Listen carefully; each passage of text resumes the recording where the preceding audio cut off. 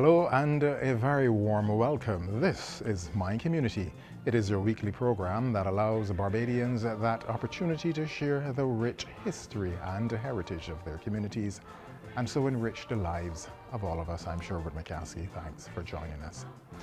In this, the final episode from the parish of St. Peter for 2022, Austin Husbands, who has been with us for the last 3 Sundays, continues that discussion exactly where he ended last week, speaking about one of his barbers.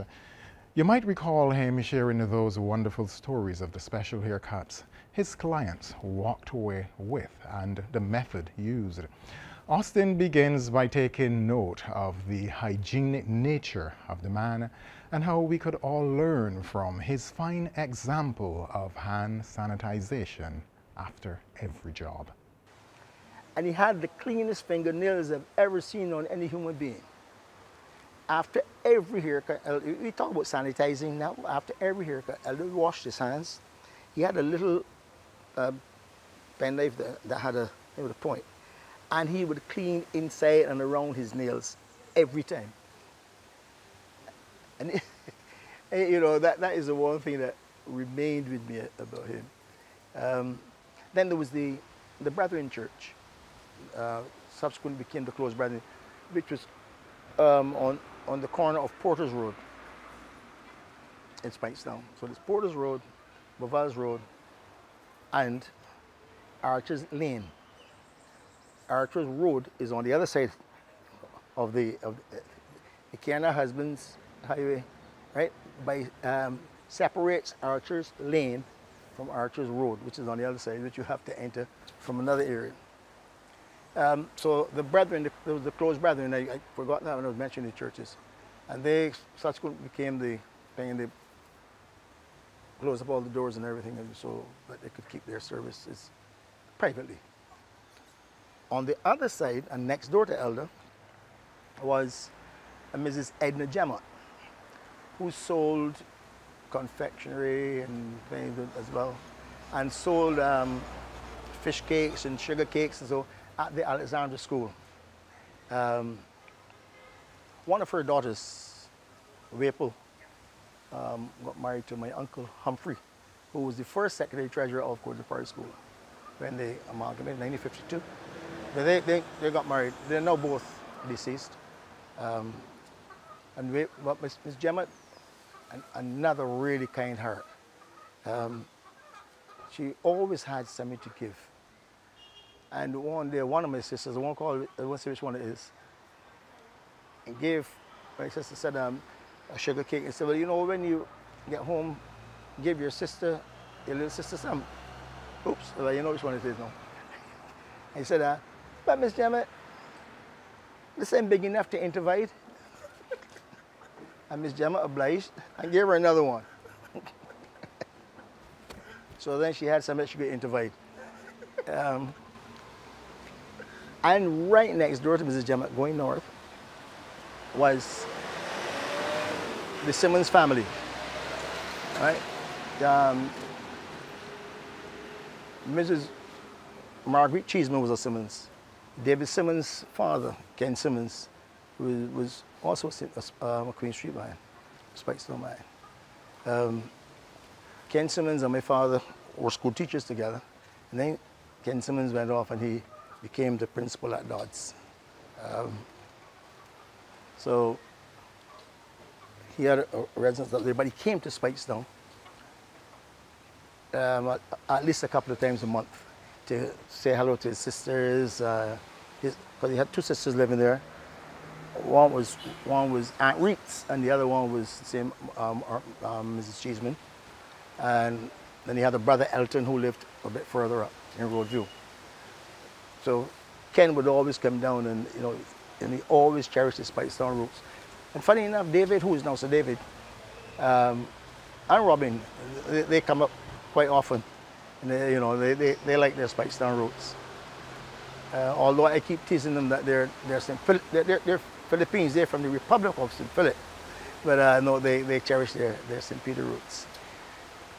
Mrs. Cheeseman was also a very kind soul. passed at the age of 99 years, I think 11 months and days. She didn't quite make the century. And I always think I always say she got run out. But she was a very kind soul who endeared herself to all the youngsters in the area. She would see you passing and say, come, come, come, if you wanted it or not, you would get something to eat. And she had a large family of her own. I think 8 or 9 children. But absolutely generous soul. Then on the other side of the road, now was a man we called Casey, Ken Kosia. Ken Kosia was one of those people who built an airplane in the 1940s. Can't remember the name of that airplane, but his daughter, Pat, got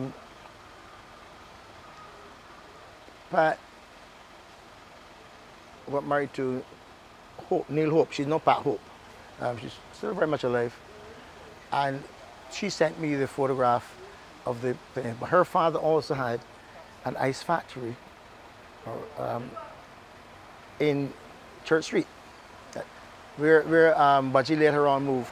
This is the entrance now to the car park, and it was right there. Over the years, then it was run by the same Cleveland Griffith that was here. He took over and ran the ice factory in the 20s, 30s. And my father said he did some vocational work there, although I don't know how much work he could have done. After having to walk from Harrison College at 5 o'clock in the evening because the buses finished at 4 o'clock in his days. They went to 7 o'clock when it was very small. And then they extended to the unreasonable hour of 9 o'clock at night. So I could stay with my aunts and those in Prospect until until almost 9 o'clock and wait for the 9 o'clock bus from Bridgetown. But Daddy would have to walk home to church, well, to here, and then to Church Street when he came from school. If he wanted to play a football game or a cricket game, because there was no bus coming this way after 4 o'clock. School is finished at 3 o'clock. So you want to play your football, by the time you got down to the lower green, right? The place is closed up. So I recall him telling me a story of having to walk through Sandy Lane Woods. And some guy said, "And young man, where you think you're going this time of night?" He said he was so scared. He said, "Good night, sir. I'm going home." Some of the experience of what I had in here was, we made fun of all those things. And in so doing, they made themselves very happy children. Austin continues now with the people and customs of his beloved Spikestown. Some of the people that I can instantly recall, like I said, Sal Collins, which is Alton and Elliot's uncle, he was also a tailor that lived to the north of where I was born. So I was born to the south of Alexander School. They lived to the north of Alexander School. He was also a tailor, very tall, and you can tell it was Ian's uncle, because Ian is that tall and walks with the same kind of rock like his uncle did. So too does Elton. If you watch how they walk on the road from side to side, and as we used to say, like a seaman. The seaman will have to walk from side to side on the boat. It was in the late 1970s that a shopping mall was constructed in Spikestown. It was a welcomed novelty. When the mall was opened, it housed, among other establishments, a popular department store. That was short-lived. But prior to all of that, exactly what existed on the site? C.H.P. Jordan, which is Elmer's uncle, his house was on that side. That's where that building is now. And right beside that was a bond house, which kept the sugar and other supplies for C.H.P. Jordan. Because C.H.P. Jordan, which is on the other side, is now called Local and Company. That building was the C.H.P. Jordan building. So, like I said, Elmer's uncle had no children, so to take over the business. So Elmer took over the business. And Keith, who's Elmer's brother, he worked at Plantations Limited. He ran Plantations Limited in Spikestown. So Elmer ran in the bond house, they kept a lot of like, bags of sugar because CHP Jordan was a wholesale company. And bees would come out. You have this swarm of bees. And we would go and stand up and let the bees crawl all over us. Right? And then you'd have bees attached to you. And then you just walk away, and as you went further south, the bees would just leave and go. Beside that was the parochial council, where they collected the taxes. And Mr. McLean, who was also very attached to St. Peter Parish Church, he collected the tax after George Corbin. George Corbin was the collector of taxes, and George Corbin lived in Roadview at what became Sandwich Hotel, now Palazzati.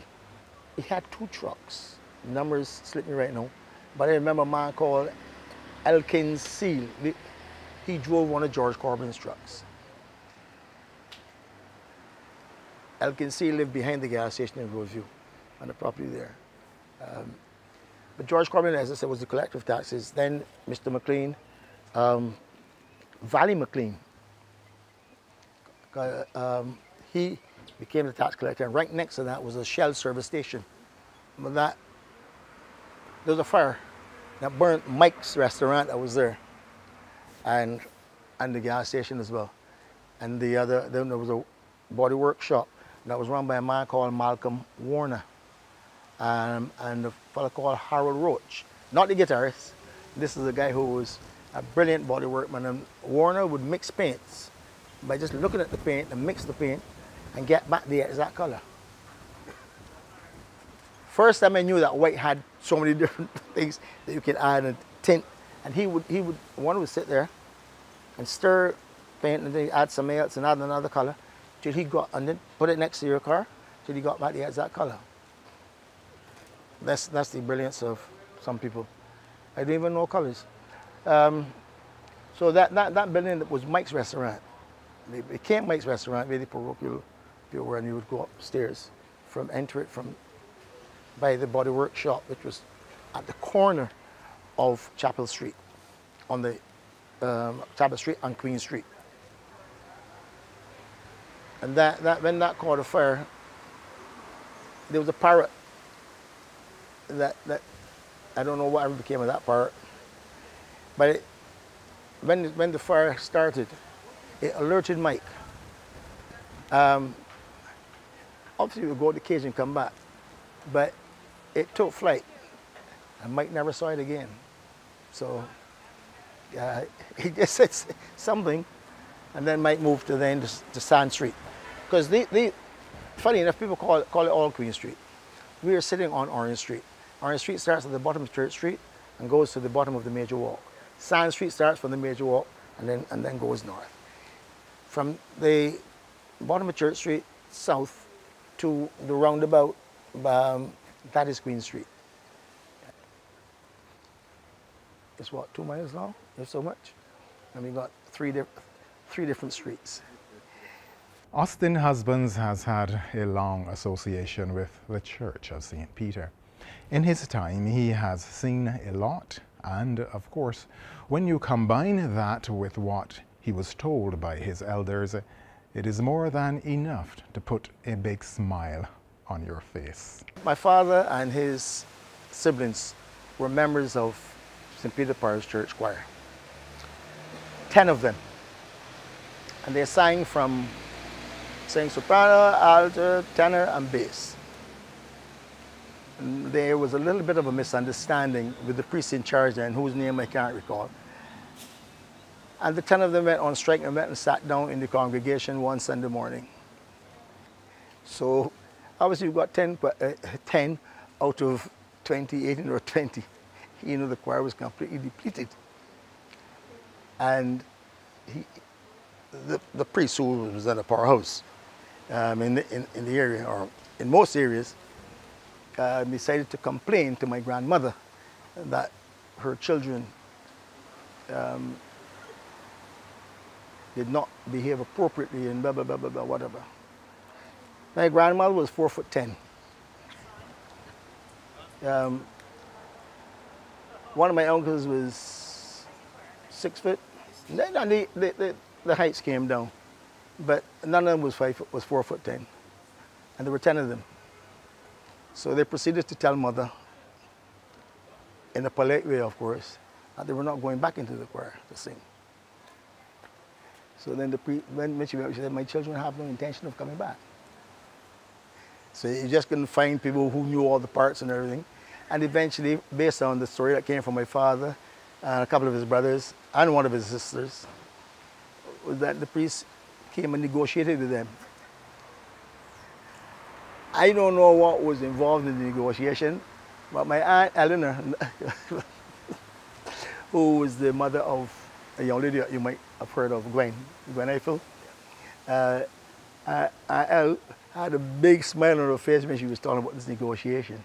So it could have been anything that was said there. And knowing one of my uncles who stammered a bit when he was angry, I hope that he was not involved in the negotiation, because the priest would have heard some very uncharitable words coming from him, because Uncle Walter was known to speak his piece. Spikestown was once celebrated for its fishing. Many an interesting story has been told about the activities associated with this pastime. Austin Husbands has seen its glory days and its decline. Fishing in the area was, we had the old Spikestown jetty, which eventually was owned by Manny Wilkins Chala. And so fishermen then would have to bring their catch in, put it in the Moses, but it could be a little bit treacherous coming to the shore, especially when you got the break. Because this reef over here, we call it Market. When Market is breaking, it has no friends. Hey, I've been out there on the Holland board, what you call a boogie board now, and got pretty close to the piles of the jetty. Because the break was so strong.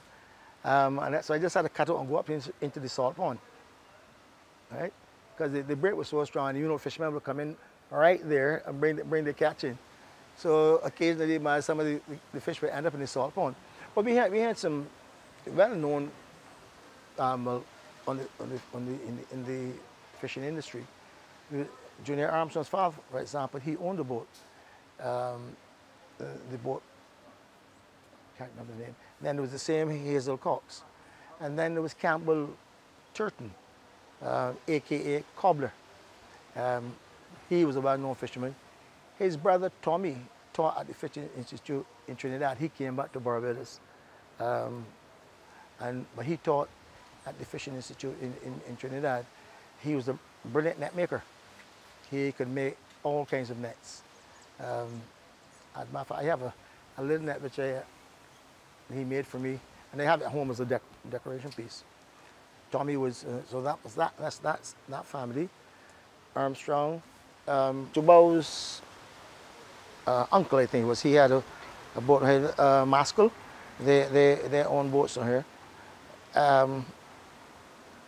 From Roadview and from Spikestown was Basil King, who worked at Plantations Limited for most of his life. Then he was a boat owner.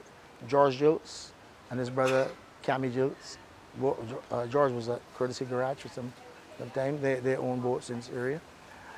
And Vin Richardson, who owned the Asta, and he was married to George's sister, George and Cammy's sister, and he owned the boat as well. His son Dennis is now he takes boats down the islands and whatever, and he's also a good mechanic. I don't know if he ever learned to trade at anybody, but I think he probably experimented on his father's boat, you know. But he's a pretty good mechanic, pretty good at what he does. Those are some of the people that own boats down here. But fishing was very important. The old market, what I call the old market, was renovated in 1953. And that, I refer to that as the new market. But the old market was just like a shed thing. And then the other market now had all these beautiful, to me at the time they were beautiful, but then they renovated it again, and and the fishing boats don't come anymore. the boats have now gone to 6 months. So it's more like an office building right now than an actual fish market. That needs to be relooked, and you know, we need to find a way of getting the Spikestone type vernacular, right? So I hope whoever thinks of redesigning it now, because I understand they're supposed to be doing some work on it shortly, and I hope whoever does that, you know, has a look and do something, even if it's just the facade that you deal with, you know, rather than having this type of building that does not represent what I and a number of other people from Spikestone think is really Spikestone. You might recall in the last episode, Austin Husbands introduced us to the Saheli building and his association with it. While the Saheli building is no longer here physically, thankfully it has been preserved on canvas. You might be interested in learning of that story, which started in the forenoon of Monday, April 21st, 1980. And it rocked the parish of St. Peter and the Christian community throughout Barbados. It originated in the Saheli building. But the painting that I was telling you about, my father did, Daddy did this painting of what was the Saheli building that's now demolished. It's a car park. When he had some time off, because Daddy was into art as well. Didn't pass it on to me. And he had a broken ankle from playing football at school. So he had some time off, so he had to sit, because there was this big, you know, big gallery out in front. And he painted, he said he had to sit there with his foot up, couldn't do anything, couldn't walk anywhere, couldn't run around. And he decided to paint the Saheli building. And that was done in 1929, 1930, when he was still a schoolboy, because he was born in 13. So he might have been 16, 17 years old at the time when he did that. The same Saheli building, in the yard, somebody was burning some rubbish, because it was then occupied by Rafik Kuri, our Korean company, and that was a clothing store. And it appears as though a couple of the sparks came off the building and went on top of the St. Peter Parish Church. That was a shingle roof, and that's how it caught. I remember coming by in my boat that day and seeing the roof burning. And the priest in charge then was Rufus Broom. And Rufus was sitting here, right by this tree. Right? And I came and sat with him. No, there was no bench, it was just a wall. I sat there with him, I was looking at it, I was just smoldering. And it just burnt. They lost the organ, which was the pride and joy of St. Peter Parish Church. Because St. Peter always had some really brilliant organists. You had Don Johnson, very short man. I don't know how he ever reached the pedals. Right? Don Johnson was the first organist that I can remember. And then we had John Fletcher, who eventually went then to St. Michael Cathedral. Albert Vaughan, right? He came and he was there for a number of years. And now, to my mind, one of the sweetest organists that I've ever heard in my life is Boeing. You know, I don't know if Julian knows how good he is. You know, but Julian, I remember I was at a funeral one day, and I was standing there with my buddy Oriel and I said, you know, this guy can't, his play is so sweet. I wish he would play at every funeral. But Julian is, to my mind, the best organist that has ever played. Yes, Fletcher was technically good, John Johnson was good, Bowen was good. We've had some others who have come as guest organists, but Julian plays And the thing I like about him is he doesn't drown out the choir. You can hear every single part in the choir when Julian plays. He knows when to, and he knows when and how and what parts he should play. You know, he isn't a show, but he knows exactly when he can solo and do his little bit out there.